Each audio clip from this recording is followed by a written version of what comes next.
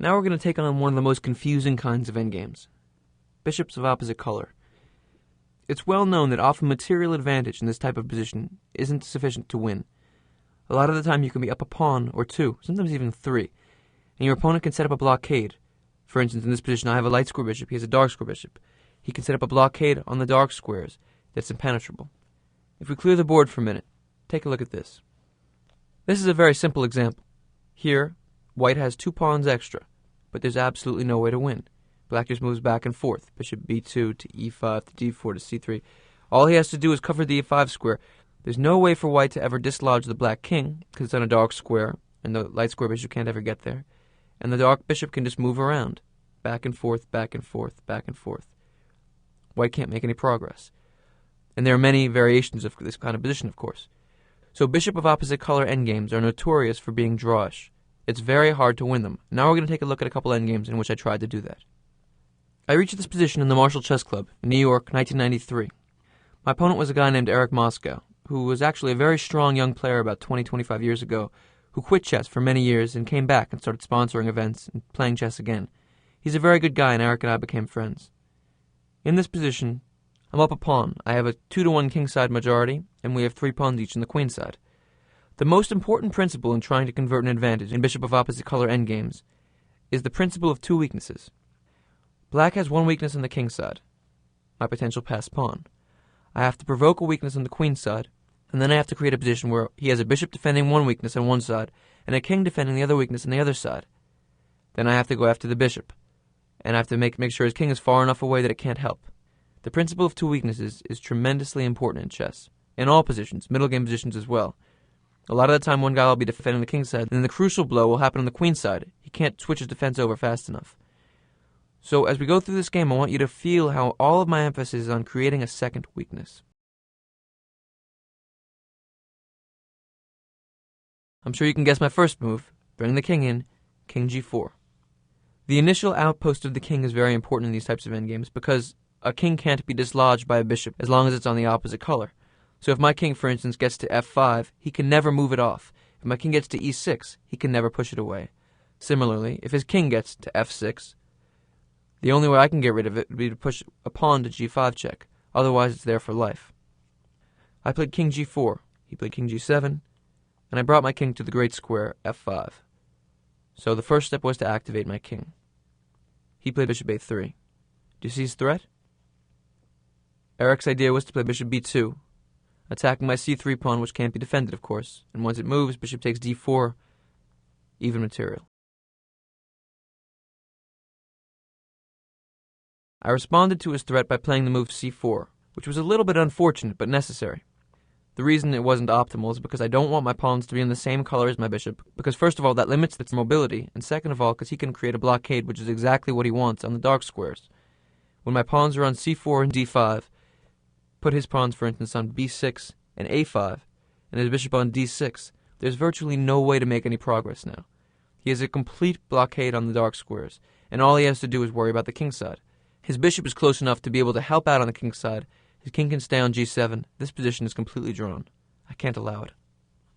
So this blockade of bishop on d6, pawn on a5, seems very, very hard to break through. In fact, it looks impossible to break through. Later on, he was able to establish this, and we're going to see if I can get through it. After I played c4, he played bishop b2, and I had to play d5. Notice, of course, I couldn't play king e5, because then c5 would be a very strong move. Attacking the pinned piece, it can't move because of my king, and next he'll win the pawn. I had to play d5, but the key is that he doesn't have time to create the blockade that I mentioned. He played the move b6, beginning the blockade. Now I can play king e6 soon. I didn't do it right away, though. It doesn't make much of a difference if my king is on d7 right away. His king will be necessary to defend his king side. I'll have the e6 square later. Notice also, of course, that if he plays the move king f7, he walks into a dangerous pin. I have ideas like c5, and then after he takes it, d6 check, discovered check. He has to watch out for these ideas. I played the move g4, beginning my kingside expansion. Ideally, I could get a position with pawns on h6 and g5. His king would have to go back and be relegated to the defense of the h7 pawn. His bishop can't defend that. Then I would bring my bishop to attack the h7 pawn, bring my king into the h5 square, for example. I might even sacrifice my bishop. Or maybe I would bring my king to e6. His bishop would be forced to defend the queen's side. The perfect position where we have two weaknesses. He has to balance too much. Even this position might look impenetrable to you, but you'll see how I can get through. I played g4, he played h6. He didn't want to allow his pawn to be frozen on a light square. A good decision. And now I played king e6, an active king. Bishop a3. We know his plan. He's trying to set up a fortress, a defense which is impenetrable. He wants the dark squares to be held, the king to cover the king's side, the bishop to cover the queen's side. I have to try to create the second weakness. I played bishop a4. He played bishop d6. I played h3. No reason to play h4, because then he can really create a blockade. After bishop g3, h5, if he were to ever get his king to g5, I'd have real problems. Complete immobility on the king's side. His defense so far has been very strong, but I still have ideas. King g6. Now at this point I'd have to say that the position should be objectively drawn. I have some good ideas to create an outside pass pawn on the queen's side, but it's not so easy. Of course you see that if I were to ever get my king to the a6 square with his pawn still in a7, then I could win the pawn and things would be very good. But that's not so easy to do. He's inevitably going to play a5, and I have to try to figure out how to get through this position. So take a few moments here. Think about it. Is there any way that you can imagine winning this type of position? Let's look at what I did. I played h4. He played bishop g3, attacking the pawn. I played bishop e8 check, king g7, and I played king d7. So now, of course, he can't take my h4 pawn because I'll take his c7 pawn with my king. Then the passed d pawn will be winning. He doesn't want to give up his defense. He played king f6. Now I played bishop h5. Just waiting. There's no need to rush in this type of position. I have complete control of the board. He doesn't have any counterplay. I just have to set up the optimal attacking position. He played bishop d6. King c6. You might be coming upon my idea. Maybe not. He played king e7. Now I took the chance to create the pass pawn on the king's side. g5. H takes g5. H takes g5.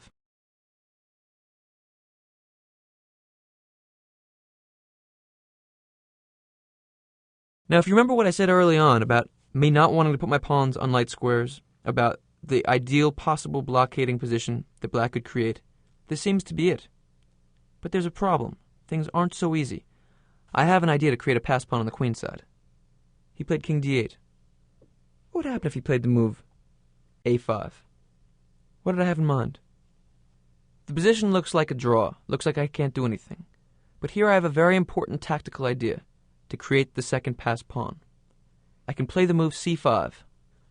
Now this might look ridiculous because of course the square is defended twice. If he takes with the bishop, then after king takes c7, I have the two pass pawns I wanted. He has two weaknesses. This will be impossible to defend because I want to play g6 and I force either his bishop or his king to defend that one. Say he plays king f6, and then I play d6. He can't deal with both weaknesses. If we were to play bishop d4, defend that pawn, then I can play d6. He can't deal with both. So after c5, he has to take with the b pawn, but then I play king b5. I go straight for the a pawn. He's lost his defender. My next move will be king takes a5, and once again black will have two weaknesses to deal with.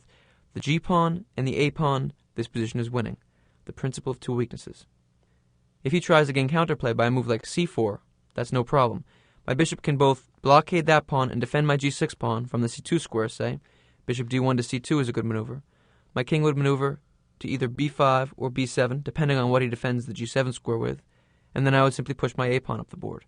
There's no way to defend both, not to mention he has to keep an eye on a c7 pawn, because I could create a third passer, the d5 pawn. So we see that his defense isn't quite as easy as it looked. The g pawn is one thing to deal with, either a king or a bishop has to watch it. His a7 weakness is another thing. But if he plays the move a5, then I have this c5 tactic. If he doesn't play a5, and I maneuver my king to b5 and a6, then the position is easily winning, because I take the a7 pawn, and then I can easily create a pass pawn with a 3-2 advantage. How else could he defend? If he tries to play the move bishop e5, then I would play king b5. My next move is king a6, and after he plays a5, I'm sure you see my move, c5, creating a second pass pawn. So logically, if after a5, I'm going to play c5, b takes c5 is bad because of king b5, and bishop takes c5 is bad because of king takes c7, The next step is to think about how to defend the c7 square. The move king d8 comes to mind. So now we see the essence of my attempt to win this position. He needs both his pieces to defend the queen side, and that's when my g-pawn comes into play.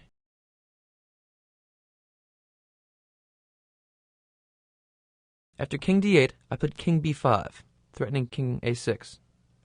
He played a5. Now we see that I can't play c5, because bishop takes c5 would make it look pointless. But now I began play on the other side. Remember, the principle of two weaknesses, g6. And we see his problem. The king can't come to the defense because after king e7, g7, my bishop guards the f7 square. My next move would be to queen, because my pawn controls the f8 square. There's no way to defend. So the only move is to play bishop e5. I'm sure you know what I did now. c5.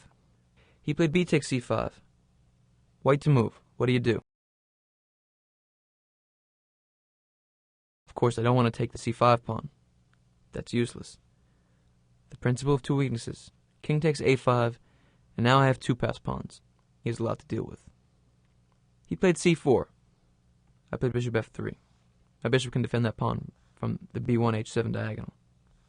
He played c3, bishop e4.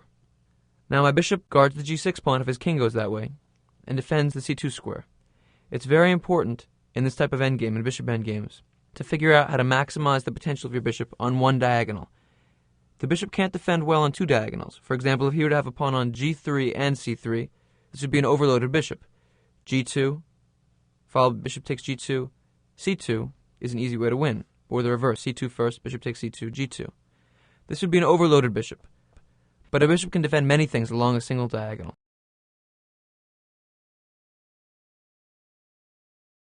So my opponent decided to bring his king to the queen side, king c8. I played king b5. Now, of course, you see that logically, it makes sense for me to bring my king to the king side since his king went to the queen side. If my king ever gets to the f7 square, for example, after g7, he'll have to take it. I'll win the bishop, and then win the following endgame. This is actually what happened. But it's a long way. After king b5, he played bishop g7. If you were to play the move king b7, one thing that looks attractive is for me to play the discover check, d6. There's no reason to do that quite yet, though. I can also just play a4. Push that pawn. I'm going to get the c6 square for my king at one point, and he cannot allow the d6 option to remain in the position. There's a lot of power and potential in chess. Many threats are very good, not because of their immediate value, but because of their potential. In this position, d6 is very scary for him to have to deal with. His king does not want to remain on that square, and from d7 it's too far away from my a-pawn. The threat of my a-pawn moving up the board prevents his king from staying on d7, and my d6 move prevents his king from moving to b7, so inevitably my king can come to the c6 square. He played bishop g7, and now I played it, king c6. He played bishop f8. He was worried about my move d6. I played bishop f5 check.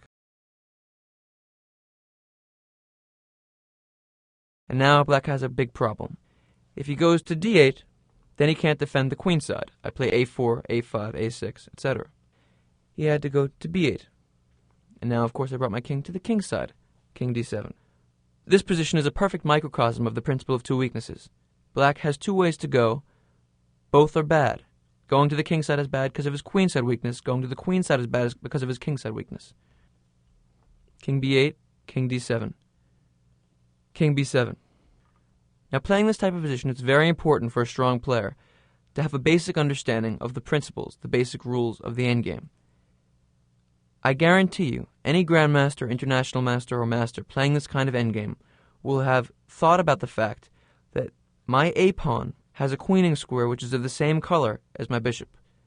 And as you've already seen, this would be winning. If I had a dark square bishop on an empty chessboard, my a-pawn wouldn't be sufficient to win against a king that occupies the a8 square. But with a light square bishop, that endgame is winning. What that means is that in this type of position, if I trade off my d-pawn and my g-pawn for his bishop, and I win his two c-pawns, my position is winning. It's very important to have that understood playing this kind of endgame. So now I played king e8. He played bishop h6. I played king f7. He began his counterplay, king b6. g7, bishop takes g7, king takes g7, king c5. And now you see what I was talking about. The fact that the queening square is on a light square is what makes the position winning. If I were to play bishop e4, if I didn't control the queening square, he would have the easy move, c2. After the bishop takes c2, followed by king takes d5, his king could run to the corner, and he'd be able to draw, if it were, say, a dark square bishop now. Draw in position. As it is, my d5 pawn is irrelevant. I don't need it. All that's necessary for the win is the a pawn. I played king f6. King takes d5, which is a good move because it takes the pawn and it also shoulders my king away from it. A lot of the time, a king will keep another king at bay. King g5. And once again, the theme of a useful bishop on a single diagonal comes into play. My plan is for my bishop to go to c2 and my pawn to be defended on the a4 square. That way, with his king on b4, he can't take it, and immediately when he goes to a3, my pawn starts running up the board, and this is winning. He can't stop the pawn.